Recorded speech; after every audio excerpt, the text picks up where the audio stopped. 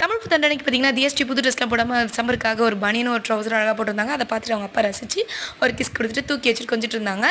நாங்கள் காலையில் சிம்பிளாக ரெடி ஆகிட்டு ஒரு ஹாய் சொல்லிவிட்டு பூஜை பண்ணுறதுக்கு ரெடி ஆகிட்டோம். அத்தை தான் ஃபுல்லாக ரெடி பண்ணியிருந்தாங்க. நாங்கள் பூஜை பண்ணுற ரெடியாக ஸ்டார்ட் ஆகிட்டோம். இந்த அம்மா பெல் எடுத்து நான் அடிக்கிறேன்னு சொல்லிட்டு பெல் எடுத்து அடிச்சிட்டு இருந்தாங்க. இந்த அம்மாவுக்கு தெய்வீகம் ரொம்ப அதிகம், பூஜைனா ரொம்ப பிடிக்கும், சாமினா ரொம்ப பிடிக்கும், ரொம்ப பக்தி. அவங்க அப்பா பூஜை பண்ணியிருந்தாங்க. நான் அப்படியே கொஞ்சம் வீடியோ எடுத்துகிட்டு இருந்தேன்.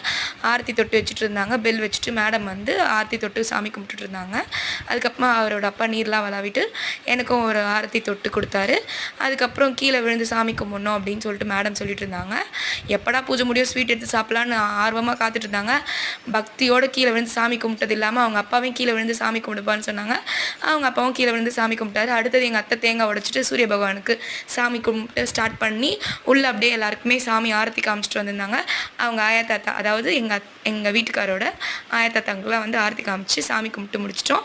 அதுக்கப்புறம் நேராக நாங்கள் எங்கே போய்ட்டுருக்கோம் பார்த்தீங்கன்னா, எங்கள் வீட்டுக்கிட்ட வந்து 2+1 பிரியாணி ஆஃபர் போட்டிருந்தாங்க. அன்றைக்கி தான் கடை ஓப்பனிங்க. ஸோ மத்தியானமே நாங்கள் என்ன பண்ணோம்னாக்கா, நீங்கள் சாப்பிடுங்க, நாங்கள் பிரியாணி போய் வாங்கி வரோம்னு சொல்லிட்டு ஒரு 10 நிமிஷம் தம் போட்டுருந்தாங்க. போயிட்டு வீட்டுக்கு போயிட்டு வெயிட் பண்ணிவிட்டு அதுக்கப்புறம் வந்து பிரியாணிக்கு போஸ்ட் கொடுத்துருந்தாங்க தியாமா. ஈவினிங் வந்து ஃபன் பண்ணிட்டு இருந்தாங்க அவங்க அப்பா கூட. இன்னியோட மினி விளாக் முடிஞ்சிச்சு. அடுத்த மினி விளாக்ல சந்திக்கிறேன்.